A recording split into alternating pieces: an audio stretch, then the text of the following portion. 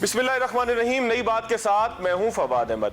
नाज़रीन, कहते हैं कि सेहत बड़ी नेमत है और सेहत से मुताल्लिक अगर आगाही और बरवक्त तशख़ीस हो जाए तो बहुत सारे मसाइल से बचा जा सकता है। हमारा आज का प्रोग्राम भी इसी मुताल्लिक है और हमारे साथ प्रोग्राम के पहले हिस्से में मौजूद हैं डॉक्टर ज़ुबैदा काजी, जो पिंक पाकिस्तान की सरबराह है और ब्रेस्ट कैंसर के हवाले से एक अवेयरनेस ड्राइव भी चला रही हैं। उनसे पूछते हैं कि किस तरीके से अवेयरनेस के ज़रिए इस मूज़ी मर्ज़ से बचा जा सकता है। डॉक्टर साहब, बहुत शुक्रिया आपके वक्त का। डॉक्टर साहब, क्या छाती के कैंसर से बरवक्त आगाही के जरिए बचा जा सकता है? सिर्फ आगाही ही बचा सकती है इससे हमें? जी देखिए, आगाही जो है वो छाती के कैंसर से इस तरह बचा सकती है कि अगर कैंसर जो है वो बरवक्त तशख़ीस हो जाता है, अपनी इब्तदाई मराहिल में तशख़ीस हो जाता है, तो इसका इलाज बहुत महदूद हो जाता है और मौसर हो जाता है।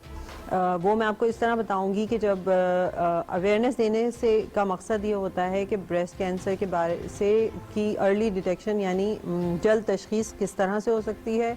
उसका एक तरीका बड़ा आसान सा होता है कि अपना शख्सी मुआयना जो है वो औरत को बताया जाए कि वो कैसे करेगी, और उसको ये बताया जाए कि उस शख्सी मुआयने के दौरान वो कौन सी चीज़ें हैं, वो कौन सी अलामात हैं जो अगर सामने आती हैं तो फ़ौरन डॉक्टर से रब्ता किया जाए, ताकि इस बात का पता चल सके कि जो बीमारी है वो किस स्टेज पे है और उसका किस तरह इलाज हो सकता है। एक बात ये है, ब्रेस्ट कैंसर का इलाज जो है वो, क्योंकि अगर लेट स्टेजेस में पता चलता है तो बहुत एक्सटेंसिव होता है और एक्सपेंसिव भी होता है, तो जल्द तशख़ीस से इलाज जो है वो उससे आसानी हो जाती है कि हम ब्रेस्ट को प्रिजर्व कर सकते हैं, यानी पूरी तरह से उसको रिमूव करने से बचा सकते हैं। दूसरा ये कि कीमोथेरेपी जो है एक इलाज का हिस्सा है, उसकी जो डोजेस हैं वो बहुत कम हो जाती हैं, क्योंकि कीमोथेरेपी जो है बहुत महंगा भी होता है, तो ज़ाहिर है उसका ख़र्चा भी बहुत कम हो जाता है। रेडियोथेरेपी जो है वो कभी ज़रूरत होती है, कभी नहीं भी, उससे बचा जा सकता है। और जो बहुत लंबा अरसा जो है, क्योंकि टाइम पीरियड बहुत ज़्यादा है, वो भी कम हो जाता है। फिर उसके ऊपर जो सोशल इकोनॉमिक बर्डन है वो सारा कम हो जाता है। तो अवेयरनेस जो है देने का मकसद अर्ली डिटेक्शन, बरवक्त तशख़ीस है, और बरवक्त तशख़ीस जो है वो डेफिनेटली जो है वो आप ब्रेस्ट कैंसर से को होने से बचा सकती है। बिल्कुल। अच्छा डॉक्टर साहब, ये बताइएगा कि ये जेनेटिकली एक पर्सन से दूसरे पर्सन में नस्ल दर नस्ल मुंतकिल होता है, या ये किसी मारूजी हालात की वजह से होता है, किसी चोट लगने की वजह से, या खुदा न खास्ता और किसी वजह से होता है? क्या असबाब क्या होते हैं इस कैंसर के? देखिए, एक से दूसरे को उस तरह से नहीं लग सकता जैसे कि कोई कंटेजियस यानी कोई बैक्टीरियल और वायरल इन्फेक्शन होता है, उस तरह नहीं लगता कि वो ब्रेस्ट कैंसर का मरीज़ अगर खुदा न खास्ता किसी के साथ उठे बैठे या उसके साथ कुछ शेयर करे तो उससे नहीं लगता। लेकिन अगर ख़ानदान में जैसे माँ को है तो बेटी को होने के चांसेस बहुत ज़्यादा हो जाते हैं। ये ख़ानदान में बिल्कुल फैमिली में रन करने वाला मर्ज़ है, तो उस ब्लड रिलेशंस के अंदर जो है वो एक से दूसरे को होने के चांसेस बहुत ज़्यादा हो जाते हैं। दूसरा ये है कि कुछ जीनियाती तब्दीलियाँ होती हैं, अगर वो मौजूद हों पहले से किसी लड़की में, औरत के अंदर, तो उसकी वजह से ब्रेस्ट कैंसर होने के चांसेस बहुत ज़्यादा बढ़ सकते हैं। मतलब अगर जीनियाती तब्दीली है फिर तो पता ही होता है लाजमी कि उस लड़की को कभी ना कभी किसी स्टेज पे जाकर ब्रेस्ट कैंसर हो जाएगा। दूसरा ये कि और बहुत सारे रिस्क फैक्टर्स होते हैं इसके अलावा कि ख़ानदान में अगर मौजूद है तो तब तो हो ही सकता है। फिर बाकी रिस्क फैक्टर्स में ये आ जाता है कि लेट एजेस में जो है वो शादियों का होना, का ज़्यादा उम्र में यानी 35 साल के बाद पहले बच्चे की पैदाइश, ब्रेस्ट फीडिंग जो मदर्स नहीं कराती वो रिस्क फैक्टर्स पे होती हैं। इसके अलावा ये होता है कि जो हार्मोनल थेरेपीज़ हैं बहुत सारी होती हैं जो ख़वातीन को दूसरे मर्ज़ के लिए दी जाती हैं, वो बहुत लंबे अरसे तक अगर इस्तेमाल करें तो ब्रेस्ट कैंसर हो जाता है। और वो फैक्टर्स हैं जिन पे हम काम कर सकते हैं ख़ुद, यानी बच सकते हैं, जिनसे वो ये हैं कि आप अपने वज़न का ख्याल रखें, बहुत ज़्यादा वज़न ना बढ़े, और जो है खाने पीने यानी एक्सरसाइज का बहुत ज़्यादा ख्याल रखना ज़रूरी है। एक्सरसाइज जो है वो वर्जिश मर्ज़ को जो है वो किसी हद तक बढ़ने में कम करने में मदद कर सकती है। اور آج کل کے پریزرویٹو فوڈز اور فوڈ کلرز جو ہیں، ایون پلاسٹک بوٹلز کے اندر کا استعمال جو ہے وہ بہت زیادہ بڑھ گیا ہے. پلاسٹک میں چیزوں کا پیکڈ ہونا، ان چیزیں، یہ ساری چیزیں جو ہے ایلیمنٹس ہیں جن پہ کام ہو رہا ہے کہ یہ بھی رسک فیکٹرز ہیں جو کہ بریسٹ کینسر کر سکتے ہیں. اچھا ڈاکٹر صاحب یہ بتائیے گا کہ کیا طریقہ کار ہوتا ہے اس کی تشخیص کا؟ ایک خاتون جو ہے یا جو بھی جس کو بھی شک ہے خاتون کو کہ مجھے جو ہے وہ میری والدہ کو تھا یا میری نانی کو تھا یا اس سے پہلے کسی میں میری نسل سے منتقل ہو رہا ہے، تو وہ کس طریقے سے اپنا خیال رکھے، کیا کرتے رہے، اپنی تشخیص کے لیے کیا کرتے رہے؟ یہ بہت ہی امپورٹنٹ سوال ہے کہ بروقت تشخیص کے لیے جیسے میں نے آپ کو بتایا کہ ایک تو سب سے مؤثر طریقہ تو یہ ہوتا ہے کہ اسکریننگ میموگرافی کرائی جائے. اب اسکریننگ میموگرافی کیا ہوتی ہے؟ وہ ہوتا ہے چھاتی کا ایکس رے.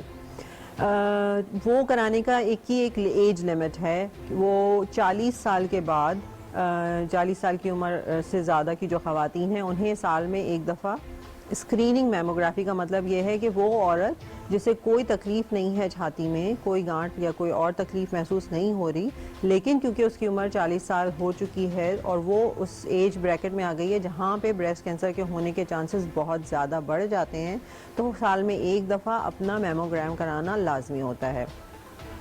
یہ دوسرا یہ کہ وہ لڑکیاں وہ عورتیں جو 40 سال کے کم کی ہیں وہ اپنا شخصی معائنہ جو ہے وہ ہر مہینے لازمی کریں. یہ ایک بہت مؤثر طریقہ ہے جس سے بڑی آسانی سے یہ پک کیا جا سکتا ہے کہ کوئی تبدیلی آ رہی ہے چھاتی کے اندر، اور اس کے لیے ڈاکٹر سے ضرور مشورہ کیا جائے.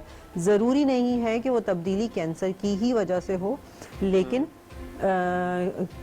کسی بھی وجہ سے اگر کوئی مسئلہ ہو رہا ہے تو ڈاکٹر کو ضرور دکھایا جائے تاکہ کسی بڑی خرابی اور کسی بریسٹ کینسر جیسے موذی مرض سے بچا جا سکے. جیسے آپ نے مجھ سے پوچھا تھا کیسے بچا جا سکتا ہے، وہ اسی طرح بچا جا سکتا ہے کہ کوئی بھی اگر چینجز اگر کوئی عورت اپنے بریسٹ میں فیل کر رہی ہے اور وہ اس کو جا کے بر وقت دکھا دے گی تو کم از کم یہ پتہ چل جائے گا کہ وہ کیا کینسر کی طرف اس کو لے کے جا رہی ہے وہ تکلیف، یا وہ اس سے کس طرح نمٹ سکتی ہے انیشل اسٹیجز میں. اچھا ڈاکٹر صاحب اس کے کوئی سٹیجز بھی ہوتی ہیں؟ اگر خدا نہ خواستہ کسی کو بریسٹ کینسر ہو جائے تو جس طرح سے دیگر کینسرز کے اندر سٹیج ہوتی ہے، سٹیج 1 سٹیج 2 اور ایک سٹیج آتی ہے کہ ہم کہتے ہیں کہ لا علاج ہو گیا ہے، تو بریسٹ کینسر کی بھی کوئی سٹیجز ہیں؟ جی بریسٹ کینسر کی بالکل سٹیجز ہوتی ہیں، اور انیشل سٹیج میں یہی کہتے ہیں جیسے سٹیج 1 یا سٹیج 2 ایک وہ سٹیج ہوتا ہے جہاں پر کینسر لوکلائزڈ ہوتا ہے، یعنی بریسٹ کے اندر ہی ہوتا ہے یا انڈر آرمز کے اندر تک محدود ہوتا ہے، جب تک کہ وہ جسم کے کسی اور حصے میں نہ پھیلے، جو کہ پھر سٹیج 3 یا سٹیج 4 میں عموماً یہ دیکھا جاتا ہے کہ پھر بریسٹ سے نکل کے کینسر کہیں اور پھیل گیا تو پھر اس کا علاج جو ہے وہ مشکل ہو جاتا ہے اور وہ اس طرح مؤثر طریقے سے نہیں کیا جا سکتا. گو کہ آج کل اتنی ایڈوانسمنٹ ہو گئی ہے کہ اگر میٹاسٹیسس ہو گئی ہے یا جسم کے دوسرے حصے میں چلا گیا ہے اور سٹیج 3 یا سٹیج 4 پہ پہنچ گیا ہے تو بھی کافی مؤثر علاج آ گئے ہیں کہ ہم جو ہے وہ پیشنٹس کی لائف کو کافی حد تک بہتر کر لیتے ہیں.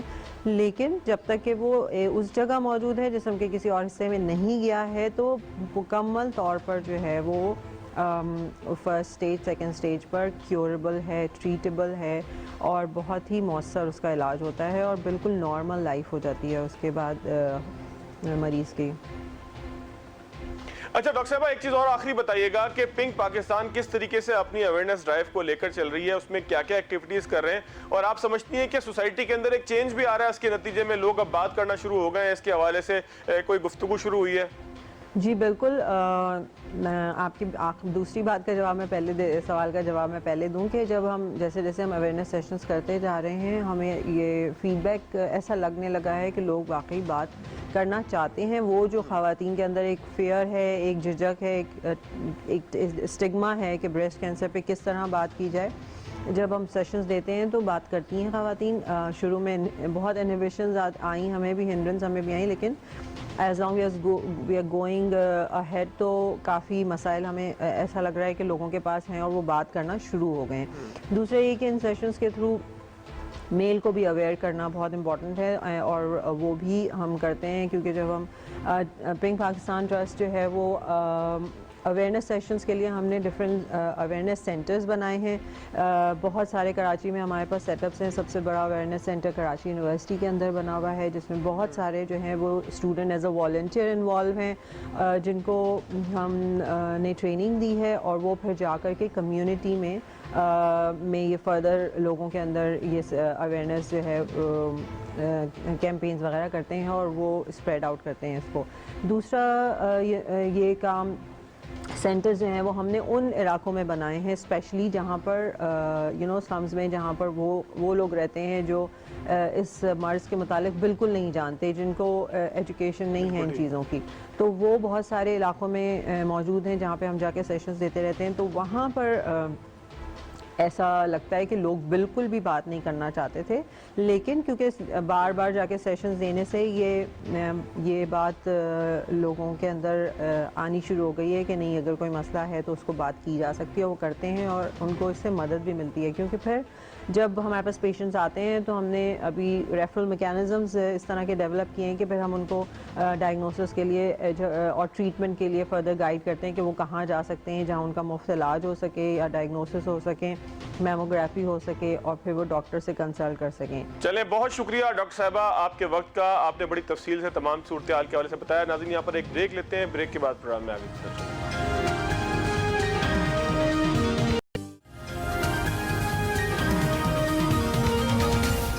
بریک کے بعد ایک مرتبہ پھر خوش آمدید. بات ہو رہی ہے بریسٹ کینسر کی آگاہی کے حوالے سے اور ہمارے ساتھ موجود ہیں ڈاکٹر محمد علی جو وائس چانسلر ہیں قائد اعظم یونیورسٹی اسلام آباد کے, اور اسٹوڈنٹس ہی جو ہے وہ کسی بھی تحریک کا, کسی بھی ایسی اویئرنیس کیمپین کا ہر حوالہ دے سکتے ہیں. ڈاکٹر صاحب سے پوچھتے ہیں کہ آخر ان کی اس حوالے سے کیا رائے ہے. بہت شکریہ ڈاکٹر صاحب آپ کے وقت کا. ڈاکٹر صاحب, اسٹوڈنٹس جو ہیں وہ پاکستان کے چپے چپے سے آپ کے پاس آتے ہیں, پاکستان کے ہر کونے سے آپ کے پاس آتے ہیں. آپ نہیں سمجھتے کہ یہ اس کیمپین کا کہ جو اویئرنیس سے متعلق ہو بریسٹ کینسر کی, اس کا ہر حوالہ دستہ بن سکتے ہیں اور پاکستان کے ہر علاقے میں جا کے اس کی اویئرنیس کی ڈرائیو چلا سکتے ہیں؟ جی بالکل, میں یہ سمجھتا ہوں کہ یہ بہت امپورٹنٹ ایشو ہے اور اس کی اویئرنیس ہی سب سے بڑا اس کا حل ہے کہ ارلی اس کے بارے میں سب سے پہلے تو ہم خواتین کو سینسٹائز کریں اور پھر اس کو ارلی ڈائگنوسس کی طرف جائیں اور اگر وہ اس کی ٹریٹمنٹ کی جائے. تو اس سلسلے میں جو اسٹوڈنٹس ہیں, خاص طور پہ فیمیل ینگ اسٹوڈنٹس ہیں, یہ ایمبیسڈر کا رول پلے کر سکتے ہیں. یہ واپس جب اپنے گاؤں میں, شہروں میں, اپنے گوٹھوں میں جاتے ہیں تو یہ چونکہ یونیورسٹیز کا ایک رول یہ بھی کمیونٹی سروسز کا بھی ہے, تو ہماری فیکلٹی اور اسٹوڈنٹس وہ اس کے لیے بہت اہم کردار ادا کر سکتے ہیں. اس سے بہتر کردار ہو نہیں سکتا. آج ہم نے MOU سائن کیا ہے, یہ پنک جو ربن ہیں ایسوسیشن, ان کے ساتھ ڈاکٹر زبیدہ قاضی کے ساتھ, اور ہمارا آج سیشن بھی ہوا ہے فیکلٹی کے ساتھ, اسٹوڈنٹس کے ساتھ. تو یہ ہم انشاءاللہ یہ جتنی بھی ٹریننگ آج ملی ہے ہم اسٹوڈنٹس کو, ہمارا ڈائریکٹریٹ آف اسٹوڈنٹ افیئرس کے تھرو جو ہمارا سوشل رسپانسبلٹی ہے, بچے جا کے اپنے علاقوں میں خواتین کو اکٹھا کر کے تو اس کے بارے میں آگاہی دیں گے, اور یہ بڑا ایفیشینٹ اور افیکٹو جو ہے طریقہ ہے.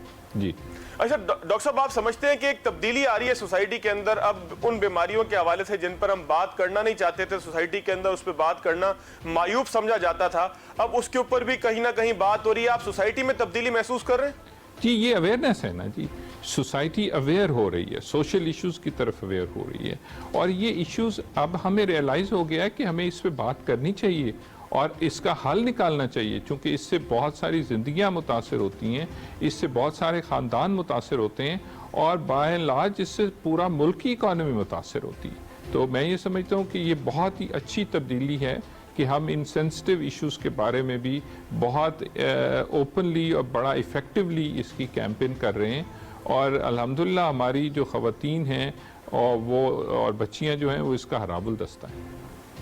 اچھا ڈاکٹر صاحب, آپ ایک ماہر تعلیم بھی ہیں, آپ نہیں سمجھتے کہ ہماری تعلیمی نصاب کے اندر ایسے کورسز موجود ہونے چاہیے کہ جو ہمیں صحت سے متعلق صرف یہ ایشو نہیں ہے بلکہ صحت سے متعلق مختلف ایشوز ہیں. ابھی ہم کرونا کے ایشو سے, ہم اتنے بڑے ایشو سے گزرے ہیں اس کے حوالے سے. اس کے علاوہ بھی پاکستان میں بہت ساری بیماریاں ہیں. آپ نہیں سمجھتے کہ اس کو نظام تعلیم اور نصاب تعلیم کا حصہ بنانا چاہیے کہ اسٹوڈنٹس کو یہ اویئرنیس ہو کہ انہوں نے لوگوں کو کس طریقے سے ایجوکیٹ کرنا ہے, انہیں اپنی صحت کے متعلق کس طریقے سے پتا ہو؟ بہت سارے ایشوز آتے ہیں.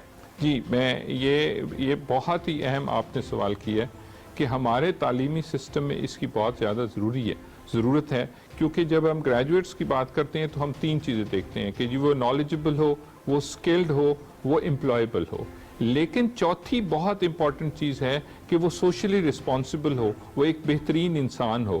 تو یہ بالکل چوتھا کمپوننٹ از ایکولی امپورٹنٹ، اور ہمیں اس کو کریکولم کا حصہ بھی بنانا چاہیے اور انٹرنشپ بھی اسٹوڈنٹس کو دینی چاہیے کہ ان کو ڈگری تب ملے گی جب وہ اتنے گھنٹے کی کمیونٹی سروس کریں گے ون وے اور ادر. اچھا ڈاکٹر صاحب، ایک آخری چیز اور بتا دیجیے گا کہ قائد اعظم یونیورسٹی اپنی سطح پہ ایک تعلیمی ادارے کی سطح پہ، ایک آرگنائزیشن کی سطح پر ہیلتھ اویئرنیس کیمپینز کے حوالے سے، ڈرائیوز کے حوالے سے کیا کر رہی ہے؟ ہمارے ہاں ڈائریکٹریٹ آف اسٹوڈنٹ افیئر ہے اور اس میں سوسائٹیز ہیں، اور اس میں ہم جو ہماری ڈائریکٹر اسٹوڈنٹ افیئر ہے وہ بھی فارچونیٹلی ایک خاتون ہیں. تو یہ ہم کل بھی ہم نے بلڈ ڈونیشن کا ریڈ کریسنٹ کے ساتھ بلڈ کیمپ لگایا ہوا تھا. آج یہ ہماری بریسٹ کینسر کی اویئرنیس کیمپین ہے، اور اسی طرح ہم مختلف سوشل ایشوز جو کہ خواتین سے ریلیٹڈ ہیں، جو کہ ویسے جنرلی ہیلتھ سے ریلیٹڈ ہیں، کرونا کے ریلیٹڈ ہیں، تو ہم کنٹینیوسلی اپنے اسٹوڈنٹس کو، ان سوسائٹیز کے وہ ممبرز ہیں تو وہ ہم اس کے اوپر کام کرتے ہیں. اور ہم جیسے آپ نے کہا کہ ہم ایچ ایس سی کو بھی، اور سب یہ کہ اس کو ہمیں ڈگری کے ساتھ بھی ایسوسیٹ کر دینا چاہیے کہ اسٹوڈنٹ کو ڈگری تب ملے گی کہ وہ اتنے گھنٹے کی جو ہے وہ کمیونٹی سروس کرے گا. اس میں ہیلتھ ہے، اس میں باقی ایشوز ہیں، کلینینس، ہائیجین ہے، انوائرمنٹ ہے. تو اس سلسلے میں چلیں، بہت شکریہ ڈاکٹر صاحب آپ کے وقت کا، آپ نے ٹائم دیا اور اس حوالے سے اویئرنیس کیمپین بھی آپ چلا رہے ہیں. ناظرین، یہاں پر ایک چھوٹا سا بریک لیتے ہیں، بریک کے بعد آئیں گے تو کچھ مزید ایشوز کے اوپر بات کریں گے.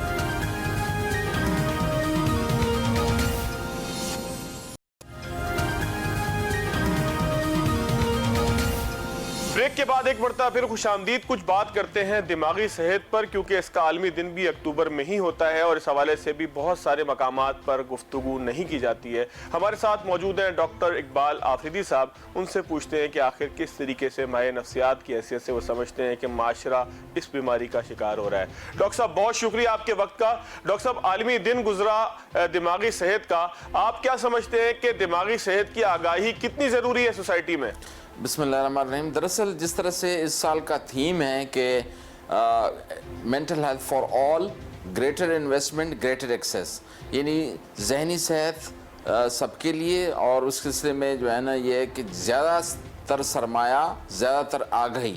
اب اس کی ضرورت کیوں پیش آئی؟ اس کی وجہ یہ ہے کہ دنیا میں تقریباً 1 ارب لوگ نفسیاتی مسائل سے دوچار ہیں، اور اس میں سے 75% علاج ہی نہیں کراتے. تو اس کی وجہ یہ ہے کہ اس کو جو ہے اسٹگما یا دھبا یا داغ سمجھا جاتا ہے.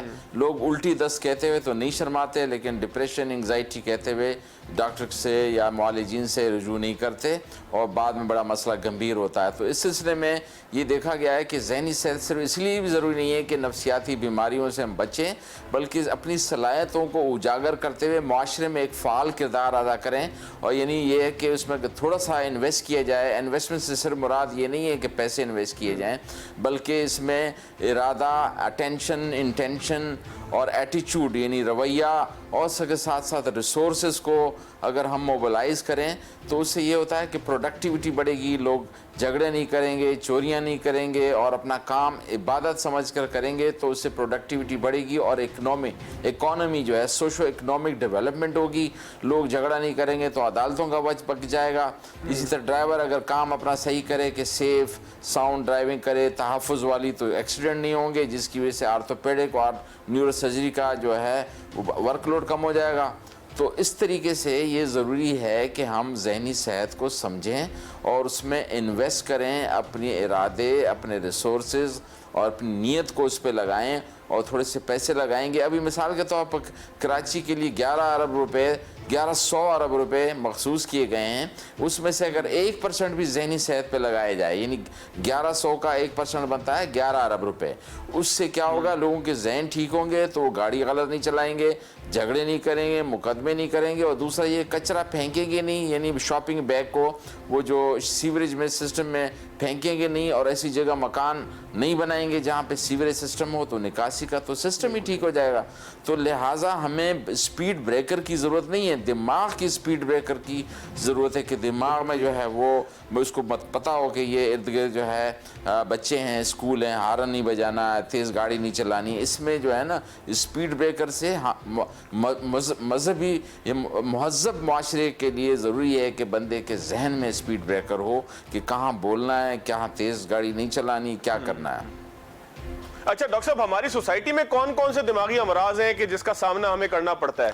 اچھا, اس میں یہ ہے کہ عام طور پر جب لوگ نفسیات یا نفسیاتی معالجین کی بات کرتے ہیں تو ان کے ذہن میں فوراً ہی ڈسٹرب اور اس قسم کے ماں دھاڑ والے مریض آتے ہیں, جبکہ وہ تو ہمارے پاس 5% بھی نہیں ہے. 95% جو بیماریاں ہیں وہ کیا ہیں؟ انگزائٹی ڈس آرڈر, ڈپریسو ڈس آرڈر, سومیٹوفارم ڈس آرڈر, ایڈکشن. اس کی اردو آسان یہ بتاؤں کہ گھبراہٹ کی بیماری, اداسی مایوسی کی بیماری, اور ساتھ میں ذہنی پریشانی کی وجہ سے جسمانی علامات میں ظاہر ہونے والی بیماری جس کو ہم سومیٹوفارم ڈس آرڈر کہتے ہیں, منشیات کی بیماری, وسوسوں کی بیماری, یہ بہت کامن ہیں اور اس کا علاج بھی بڑا آسان ہے. اچھا, لوگوں کو عجیب اس میں ہے کہ نہیں یہ علاج جس کا ہوتا نہیں اور ہوتا ہے تو دیر پا ہے, نشے کی دوائیاں دے رہے ہیں, یہ سارے مفروضے ہیں.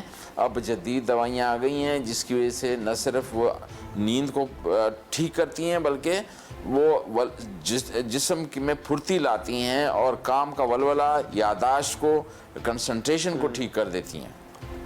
اچھا ڈاکٹر صاحب, کچھ ایسی چیزیں ہم ایسا طرز زندگی, ایسا لائف اسٹائل اپنا سکتے ہیں کہ جس سے دماغی صحت ہماری بہتر رہے اور دماغی بیماریاں ہم سے دور رہیں؟ یہ آپ نے بالکل صحیح فرمایا, کیونکہ پاکستان میں بہت سارے امراض کی وجہ سے, جس کی وجہ سے 34% افراد کو تو انگزائٹی ڈپریشن ہے, اور ہم 600 سائیکیٹرسٹ ہیں جبکہ ہمیں 9000 سائیکیٹرسٹ چاہیے. تو لہٰذا اس سلسلے میں عرض ہے کہ بیماریوں کی بچاؤ پہ ہمیں سرمایہ لگانا چاہیے, پیسہ لگانا چاہیے, اور بچاؤ بڑا آسان ہے. کیا انفرادی طور پر ہم کیا کریں اور اجتماعی طور پر؟ اگر انفرادی طور پر آپ اپنی سوچ, رویے اور جذبات پہ قابو پائیں اور اچھی طرز زندگی کو اپنائیں جس میں وقت پہ سونا, اٹھنا, ورزش, عبادت, نشے سے دور رہیں, اور یہ موبائل اور اس کمپیوٹر کا استعمال ہم منطقی انداز میں, ریشنل انداز میں کریں, اور ساتھ ساتھ اجتماعی طور پر حقوق العباد کو مد نظر رکھتے ہوئے باہمی تعلقات اور رویوں کو ٹھیک کریں, تو بہت ساری بیماریاں بچ سکتی ہیں. سے ہم بچ سکتے ہیں نفسیاتی امراض سے, بلکہ ذہنی صحت کا فروغ کر سکتے ہیں. اب میں اس کی ایک ہی مثال دوں گا. اگر ایک استاد اپنے کلاس میں یہ کہے یا ایک پیش امام اپنے خطبے میں یہ کہے کہ وہ مومن نہیں جس کے ہاتھ اور زبان سے دوسرے کو تکلیف ہو, تو ہمارے ہاں جو بلنگ ہوتی ہے, یعنی جو چھیڑ چھاڑ کرتے ہیں, تنگ کرتے ہیں مذاق میں, اس کے لمبا ہے, یہ گنجا ہے, یہ چھوٹو ہے, یہ کالا ہے, تو یہ اس سے پھر بہت ساری انگزائٹی, ڈپریشن ڈیولپ ہوتی ہیں, اور یہاں تک لوگ خودکشی پہ آمادہ ہوتے ہیں. وہ بچ سکتی ہیں معمولی سی اس سے ہم نے اس کے رویے کو یا اس کے ول کو ہم نے استعمال کیا, یا اس کے ہم نے جو ہے اس کے الفاظوں کو استعمال کیا. مثال کے طور پر ہمارے پرائم منسٹر نے یہ کہا کہ ہمارے بچے سٹنٹ پیدا ہوتے ہیں, ذہنی طور پر پسماندہ پیدا ہوتے ہیں. اگر لوگ جو ہے اپنی شادیوں پہ لاکھوں خرچ کرتے ہیں اور پریگنینسی اور ڈیلیوری پہ 50,000 بھی خرچ نہیں کرتے, پریگنینسی کے دوران اگر فولک ایسڈ آسان ہے وہ دیے جائے, وہ وقت پہ سوئے, اس کو ٹینشن سے دور رکھا جائے, اور ڈیلیوری کے دوران صفائی کا بڑا خیال رکھا جائے, تو بہت سارے بچے جو ہمارے ہاں پسماندہ پیدا ہوتے ہیں جو کہ 3% کے قریب ہیں وہ ہوں گے ہی نہیں, اور جب اس پہ جو خرچہ آتا ہے وہ اس سے بچ جائیں گے ہم. اچھا ڈاکٹر صاحب, ایک چیز بتائیے گا کہ دماغی خرابی کے یعنی کہ کوئی ایسے رویے بھی ہیں کہ جس کو ہم ارلی سمپٹمز قرار دے سکتے ہیں کہ دماغی صحت ہماری جو ہے وہ نیچے کی طرف جا رہی ہے یا خراب ہو رہی ہے؟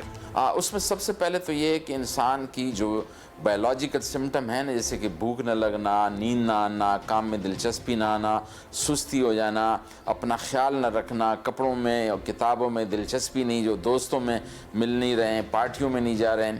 لیکن یہ ہر اس پہ منحصر ہے کہ اگر ایک بچہ ہے تو وہ یہ کہ یہ نہیں کہے گا کہ میری طبیعت اداس ہے, وہ کھیل کود میں ایسا نہیں لے گا, جو پسند کے کھلونے تھے اس میں دلچسپی نہیں ہے, غصہ کرے گا, کھانا نہیں کھائے گا, اپنے ایون یورین پاس کر دے گا, کہ بڑا بچہ ہو کے بھی وہ یورین پاس کرے گا کہ مجھے توجہ ملے.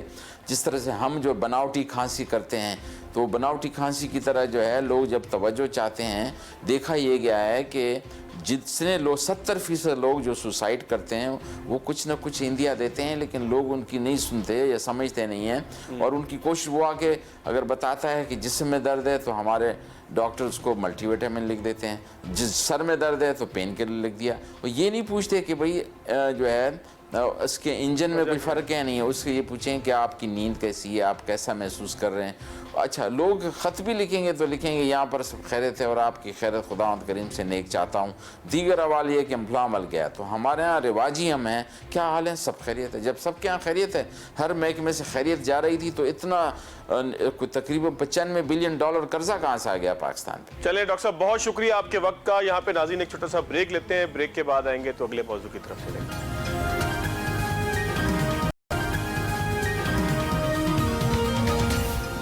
بریک کے بعد ایک مرتبہ پھر خوش آمدید۔ گزشتہ برس 50,000 سے زائد اور اس سال گزشتہ ہفتے کے دوران اب تک 300 سے زائد کیسز ریکارڈ ہونے والی چیز ڈینگی وائرس ایک مرتبہ پھر سر اٹھانے لگا ہے۔ ابھی قوم کورونا سے نہیں نکلی تھی کہ ڈینگی وائرس دوبارہ سے پاکستان کی جانب آ رہا ہے۔ کیا معاملہ ہے، کس طرح بچیں، کیا احتیاط کریں؟ اگر خدا نخواستہ ڈینگی ہو جائے تو کتنا پریشان ہونا ہے اور کتنا اطمینان سے رہنا ہے؟ ڈاکٹر ثاقب انصاری ہمارے ساتھ موجود ہیں، ماہر امراض خون ہیں، انہی کی زبانی پوچھتے ہیں۔ ڈاکٹر صاحب بہت شکریہ آپ کے وقت کا۔ ڈاکٹر صاحب، ڈینگی کورونا کے بعد اب سنا ہے کہ جو ہے وہ اس کے کیسز بڑھ رہے ہیں، کیا چیز ہوتا ہے یہ ڈینگی، کس طریقے سے پھیلتا ہے؟ پتہ تو سب کو ہے لیکن پھر سے بتا دیجیے گا۔ بسم اللہ الرحمن الرحیم۔ سب سے پہلے تو فواد آپ کا بہت شکریہ کہ اہم ٹاپک کے اوپر آپ نے بات کی۔ ہم 2008 میں سب سے پہلی بار جب ڈینگی پاکستان میں آیا تو ہماری ڈاکٹرز کمیونٹی اور خاص طور پہ ہمارے ادارے جہاں پہ ہم خون کی بیماریوں کا علاج کرتے تھے بہت پریشان ہوئے کہ کیسی بیماری ہے کہ جس میں تیز بخار آتا ہے، وائٹ سیل کم ہوتے ہیں، پلیٹلیٹ بہت زیادہ کم ہو جاتے ہیں۔ اور شروع میں تو کچھ کیسز میں بون میرو کے ٹیسٹ بھی کر دیے یہ دیکھنے کے لیے کہ بون میرو کا معاملہ کیا چل رہا ہے۔ اور پھر دین وی ریئلائز کہ نہیں، یہ ڈینگی بخار ہے، جس کا پتہ لگا کہ ڈینگی انفیکشن ہے۔ اور پہلی بار پاکستان میں ڈینگی کی تشخیص کی کٹس آئیں۔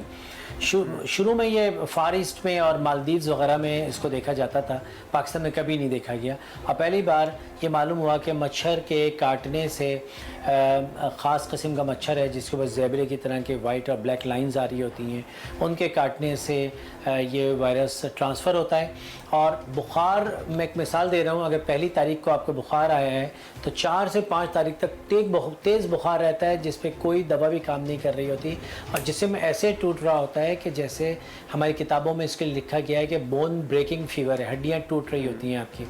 اور پھر 4 سے 5ویں دن بخار نیچے آنا شروع ہوتا ہے، مگر ایک پریشان کن بات یہ کہ 5ویں دن جب بخار نیچے آتا ہے تو اپنے ساتھ پلیٹلیٹ کو بھی نیچے لے آتا ہے، اور زیادہ تر مریضوں کے پلیٹلیٹ 4 5ویں دن نیچے گرنا شروع ہوتے ہیں، جو 7ویں 8ویں دن تک نیچے گرتے جاتے ہیں، اور پھر 8ویں سے 9ویں دن پہ وہ اوپر اٹھنا شروع ہوتے ہیں۔ تو یہ وہ نازک ٹائم ہوتے ہیں، دونوں شروع کا تو ہوتا ہی ہے نازک کہ تیز بخار آ رہا ہے، مگر ہماری ڈاکٹری کے حساب سے جو سیکنڈ فیز ہے یہ زیادہ نازک ہوتا ہے، کیونکہ اس میں آپ کے پلیٹلیٹ بہت کم ہو جاتے ہیں، اور پلیٹلیٹ کم ہونے کی وجہ سے اللہ نہ کرے ڈینگی ہیمریجک فیور یا ڈینگی ہیمریجک سنڈروم جو ہے وہ اس طرف بات چلی جاتی ہے، اور جسم کے کسی بھی حصے سے اللہ نہ کرے خون کے بہنے کا سلسلہ شروع ہو سکتا ہے۔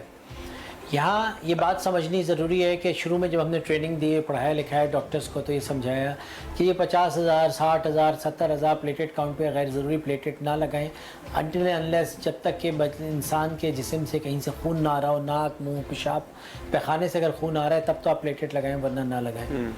مگر ہم یہ آبزرو کر رہے ہیں بہت زیادہ، ایک نئی بات جو ہم کرنا چاہ رہے ہیں وہ یہ کہ 10,000 15,000 20,000 پہ بھی پلیٹلیٹ آ جاتے ہیں تو پلیٹلیٹ نہیں لگائے جاتے۔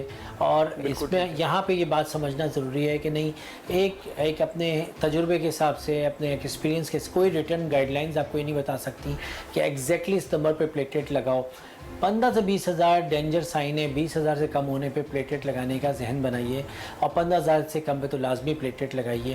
اللہ نہ کرے ایسا نہ ہو کہ کسی کا پیارا ہاتھوں سے چلا جائے اور ہم گائیڈ لائنز ہی ڈھونڈتے رہ جائیں کہ ریسنٹ گائیڈ لائنز کیا کہہ رہی ہیں۔ ہاں ٹھیک ہے، 40-50 ہزار کے اوپر کہیں سے خون نہیں آ رہا تو پلیٹلیٹ لگانے کی کوئی ضرورت نہیں۔ अच्छा डॉक्टर साहब, किन डॉक्टर्स को जो है वो इसकी तशखीस करनी चाहिए? इसके लिए किसी स्पेशलिस्ट के पास जाना चाहिए, नहीं जाना चाहिए? क्योंकि अब तक हमने किसी डॉक्टर के ऑफिस के बाहर लिखा नहीं देखा कि डेंगू स्पेशलिस्ट। तो अगर खुदा न खास्ता किसी को ये शक हो कि उसको डेंगू हो गया, या उसकी तशखीस वो खुद से किसी जगह टेस्ट करवा के कर ले कि उसको डेंगू हो गया है, तो वो किस किस्म के डॉक्टर से रुजू करे? माहिर अमराज खून के पास जाए, फिजिशियन के पास जाए, किसके पास जाए? नहीं, देखिए, इसमें सबसे इम्पॉर्टेंट रोल तो जनरल प्रैक्टिशनर का है, आपके महल्ले, इलाके, गली का वो डॉक्टर जिसको आप बचपन से दिखाते हैं, जो आपका फैमिली फिजिशियन है। फैमिली फिजिशियन बैकबोन है। फैमिली फिजिशियन उस स्टेज पे आपको हेमेटोलॉजिस्ट को या सीनियर फिजिशियन को उस वक्त रेफ़र करेगा जब वो ज़रूरत समझेगा। मैं यहाँ पे बात बता दूँ, जिससे आपने एक बात शुरू में कही थी कि किसको डरना है, किसको नहीं डरना, किसको परेशान होना है, कब परेशान होना है, कब नहीं परेशान होना है, ये बहुत अहम सवाल है आम आवाम के लिए। डेंगू तशख़ीस हो गया मगर फीवर उतर चुका है और प्लेटेट काउंट आपके 75,000 1 लाख से नीचे नहीं जा रहे, 80,000 90,000 1 लाख के ऊपर आपके प्लेटेट हैं, तो आप अपने महल्ले इलाके के डॉक्टर के पास जाइए, डेली बेसिस पे CBC कराइए, उसको दिखाइए। और सबसे कम 60-70 हज़ार होके फिर उठना शुरू हो गया, 80-90 हज़ार पे चले गए, लाख को क्रॉस कर लिया, वापस बेहतर हो गए, तो बस काफ़ी है, आपका फैमिली फिजिशियन इज़ इनफ, उसी को दिखाइए।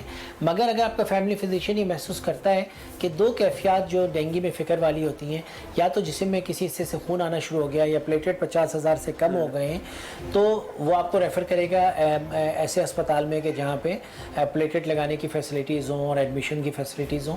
और दूसरा इम्पॉर्टेंट चीज़ होती है डेंगू शॉक सिंड्रोम। जिस वक्त तेज़ बुखार आता है उस वक्त कैपिलरी लीकेज सिंड्रोम भी कहते हैं कि वेसल्स से, खून के शरियानों से पानी लीक होकर एक्स्ट्रा वेस्कुलर स्पेसेस में, फेफड़ों में, पेट में चला जाता है और इससे फिर सांस फूलने का अमल शुरू हो जाता है और सर में शदीद दर्द होता है, हड्डियों में शदीद दर्द होता है और कोई बात आपको समझ में नहीं आती, आंखों के आगे अंधेरा आता है, क्योंकि नसों में, खून की रगों में, खून के शरियानों में सेल्स का एलिमेंट कहीं ज़्यादा हो जाता है, पानी का एलिमेंट कहीं कम हो जाता है, क्योंकि नसों से पानी लीक होकर टिश्यू में चला जाता है।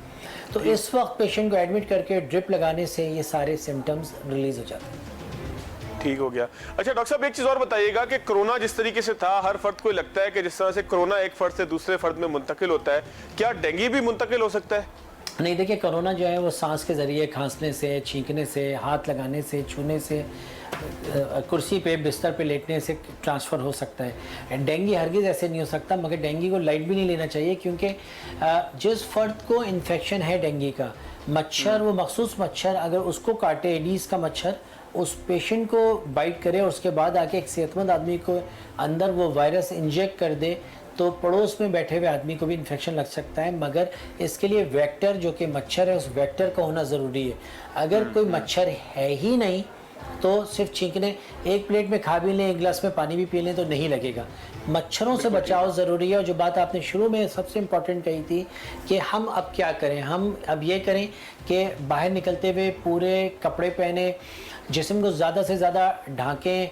आजकल नौजवानों में चड्डे पहनने का रिवाज बहुत बढ़ गया है, तो ये चड्डे is directly proportional to dengue infection. जितने आपको मच्छर काटेंगे, फिर ये फार्म हाउसेस के ऊपर और हाईवे के ऊपर और रेस्टोरेंट्स के ऊपर, कच्ची घासों के ऊपर, चाय की जगहों के ऊपर, जहाँ पे रातों को मच्छर आपके जिस्म को काट सकते हैं, उन चीज़ों से आपको अवॉइड करना है। अगर बहुत निकलना ज़रूरी है तो पूरे कपड़े ढांक के, पूरा जिस्म ढांक के निकलिए, जिस्म के हिस्से खुले ना हो कि जिनके ऊपर मच्छर को एक्सेस हो, और मच्छर के ज़रिए एक अजीब इत्तफाक है, आम तौर पे आपने भी महसूस किया, आपका तो बहुत ज़ाती मुशाहिदा तजुर्बा भी हो गया कोरोना का, और आपकी सोसाइटी की नफ्स पे भी आपका हाथ है कि एक्सट्रीम एजेस में ज़ईफ़ और बुज़ुर्गों को बहुत ज़्यादा नुकसान हुआ उस बीमारी से।